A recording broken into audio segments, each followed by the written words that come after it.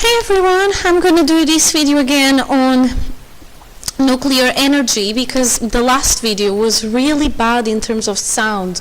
I have no idea why it happened so. I don't know if it was the microphone, the connection. So anyway, I'm just going to do it again. So this is going to be a new forgot the word, playlist on nuclear energy, and the one that I'm starting with today is the energy and mass. Okay, so this all comes from 1905 with Einstein, and he has this theory of relativity, the special relativity that he brought in on that year, and then he said he said that moving clocks run slower than stationary clocks. He said that fast-moving objects appear shorter than when they are stationary. He said that no object can travel as fast as light. Now these ones, if I didn't tell you about length contraction and time dilation yet, they are going to come eventually in a playlist as well, okay? He also said that an object increases in mass when it gains energy, and then an object decreases in mass when it loses energy. And he said that the relationship was E equals mc squared, where E is the energy in joules, J, m is the mass in kilograms, and c is the speed of light, which is 3.0 times 10 to the power of 8 meters per second, or meter second minus 1. Now I have some examples where you can use this formula. So all that I'm doing is calculating the energy change and therefore the increase or the decrease in mass, okay? So for example, if I have a torch that radiates 10 watts of light for 10 hours, the energy that it loses is going to be the power times the time in seconds. So it's going to be the 10 watts times 10 hours, times 60 minutes in an hour, times 60 seconds in each minute. And this would give me 0.36 megajoules of energy loss. Now, using E equals mc squared, I can calculate the mass by doing E over c squared. So I would get that the decrease in mass would be 4.2 times 10 to the power of minus 12 kilograms. So it's a small change in mass. We can just neglect that change in mass into our everyday lives. The same for a car. So the car speeds up, so it's going to gain energy. The kinetic energy it gains is 1/2 times the mass of the car times the velocity squared, the velocity in meters per second. So that's going to give an increase of energy of 450 kilojoules. So again, I can calculate the increase in mass, and that's going to be equal to 5.0 times 10 to the power of minus 12 kilograms. So again, is a small change. For a car of 1,000 kilograms, this is going to be a tiny change. I can just completely neglect that change. Now, in the last example, I have an unstable nucleus that releases a 5 megavolt gamma photon when it loses 8.0 times 10 to the power of minus 13 joules of energy. What would be the decrease in mass of that nucleus? Now, the decrease in mass would be 8.9 times 10 to the power of minus 30 kilograms. Now, if you think about the size of a nucleus, this is a huge change. The nucleus has a mass of around something of the 10 to the power of minus 27 kilograms. So this is a significant change. Therefore, I cannot ignore it. So that means that there's going to be some places, while in everyday life I can ignore these changes in mass, there are going to be some changes where I cannot ignore the changes in mass. And most of them have to do with particle physics or things happening in a small scale. Now, the reason why the mass of an object changes when the energy is transferred to or from that object is not clearly understood. However, we know it happens. And if you look at some playlists, the first or the second playlist where I talk about particle physics, you know that I have a particle and there is always a corresponding antiparticle that has the same mass and opposite charge.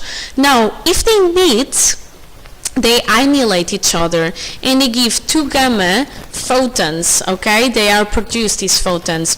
And each of the photons has an energy of mc squared, where m is the mass of the particle or antiparticle. So this is an example of where we use the Einstein's formula equals mc squared because the changes are significant. Another example, if I have a single photon, a gamma photon, and it has an excess of energy of 2 times mc squared, then it can produce, this photon can produce a particle and an antiparticle pair. And each of the mass is m, okay? And this is going to be called the pair production. So basically, we use Einstein's formula before. It's just that in some situations we can neglect it. Others, like these 2, annihilation, pair production, or changes in the nucleus, I cannot ignore. So, if I have a reaction on a nuclear or subnuclear scale involving significant changes of mass, then I need to use this formula. And the formula normally is going to come in a different form, which is Q, where Q is the energy released in joules J, equals delta M, where delta M is the change in mass in kilograms, times C squared, where C is the speed of light, which is 3.0 times 10 to the power of 8 meters second minus 1. Okay, so I'll have to use this formula. Some examples here. So I will tell you slightly about the alpha decay, beta decay, and the electron capture. These are examples where I can use this formula, okay? In any change where the energy is released, like the radioactive decays, the total mass after the change is always smaller than the total mass before the change, okay? And this is because some of the mass is going to be converted to energy, and this energy is released. So let's think about the alpha decay. I have the nucleus that recoils when an alpha particle, which is the same as a helium nucleus, so 2 protons and 2 neutrons, is going to be emitted. The energy released is going to be shared between that alpha particle and the nucleus. A beta decay. Well, a beta is a fast-moving electron, so negative overall charge, while alpha is positive, by the way. So the energy release is going to be shared between the beta particle, the nucleus, and the neutrino or antineutrino, depending on the type of decay that I have, that is released in the decay. And finally, the electron capture.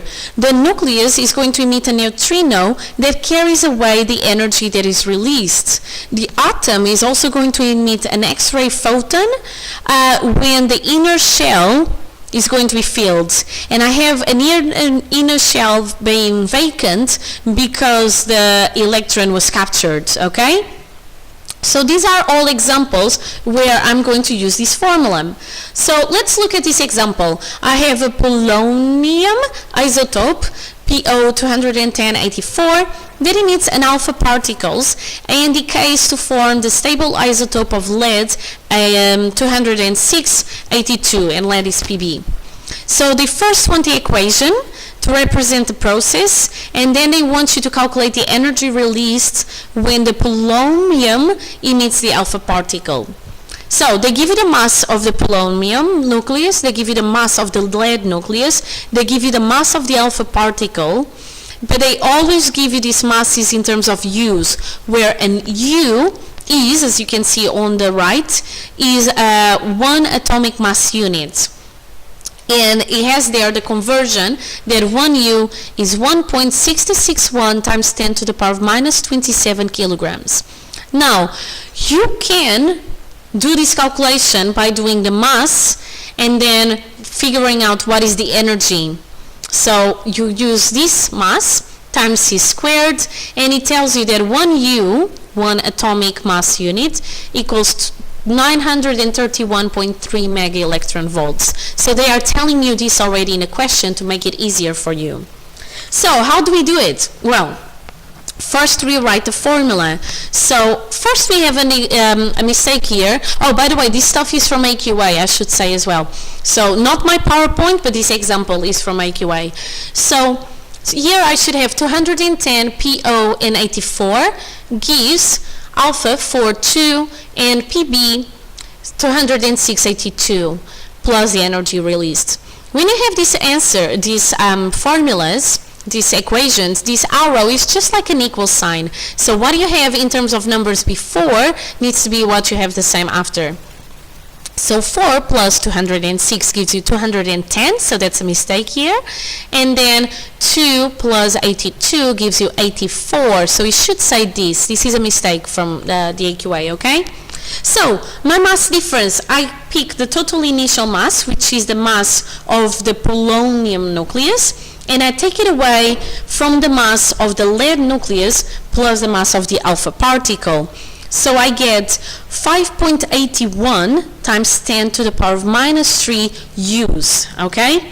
Again, I could have done this exercise by using the kilograms, okay? And then the energy that is released, well, I already have how much 1 U is in terms of mega electron volts, so I multiply the number of U's that I had, so 5.81 times 10 to the power of minus 3, by how much each of them is in terms of mega electron volt. So by 931.3, and this would give me 5.41 mega electron volts. Again, you do this either way you want. You can do by doing the mass in kilograms and then multiplying by the velocity of the speed of the light squared, or you can use the atomic mass units and the equivalence that has in terms of mega electron volts if you want. Is whatever you want, as long as the exercise is right. There's nothing that they can do to you, okay? Now, let me remind you of the strong nuclear force. You may have remembered when we talked about isotopes in the past, and again this is in my first playlist on particle physics, that we have that the nucleus does not disintegrate when I have a stable isotope. And this is because I have a force holding it all together, all the nucleons, so all the neutrons and the protons together into that nucleus. So the strong nuclear force, by definition, is an attractive force between the nucleons that hold the nucleons in the nucleus, okay? And if I have a stable isotope, then this force overcomes the electrostatic force of repulsion between the protons and the nucleus, neutrons in the nucleus. So sorry, that's a mistake there in this time is my PowerPoint. Between protons and the neutrons in the nucleus. So that's the strong nuclear force. So I can relate the strong nuclear force with isotopes, either if they are stable or unstable. I can say that if I have a stable isotope, the strong nuclear force overcomes the electrostatic force of repulsion between the protons and the neutrons in the nucleus, and therefore my nucleus does not disintegrate. However, if I have an unstable isotope, then my strong nuclear force does not overcome the electrostatic force of repulsion between the protons and the neutrons inside the nucleus, and therefore my nucleus disintegrates. Now, what makes a nucleus to be stable or unstable? Well, it's all to do with the range of the electrostatic and the range of the strong nuclear, the two forces, okay? The electrostatic force that you can see here in orange is repulsive, so it tries to put the nucleons to disintegrate, to move away from each other in the nucleus. So it's an infinite range, but it decreases with the distance. While the strong nuclear force, which is attractive, and that's why you have the arrows going in, has a certain range which is shaded here in this area in shaded purple color. And that range is about 3 to 4 femtometers, m, where 1 femtometer is 10 to the power of minus 15 meters. Now, a small nucleus, so a stable one, has about 3 to 4 femtometers as a diameter. So that means that a small nucleus is going to have to be stable because everything is within the range of the strong nuclear force. If I get anything that is above this number in a nucleus, then the range of the electrostatic force that is infinite and doesn't stop there is going to make that the things are going to move apart, so it's going to be unstable, okay? This graph is a representation of the electrostatic force decreasing with distance, and the strong nuclear force to be attractive, but you can see that suddenly, after a certain equilibrium separation, suddenly my strong nuclear force becomes repulsive. Now, this is very important. At about 0.5 femtometers, the strong nuclear force is repulsive because that way it prevents the neutrons and the protons by being pushed against each other and completely collapse onto themselves. So that's what makes the nucleus stay in place. So it is attractive, however, they cannot squash between each other, so they cannot squash against each other, okay? Because at 0.5 femtometers, it becomes repulsive. Alright, I hope it made sense. I really hope this video has good sound quality. It's so annoying. I have no idea why the sound quality was bad last lesson, but here I am doing it again. So here are some questions from AQA that you can pause the video and attempt them. And these are the answers that AQA provides as well for the questions, okay? So I hope it all made sense. If it didn't, just let me know. Keep happy and healthy. Bye!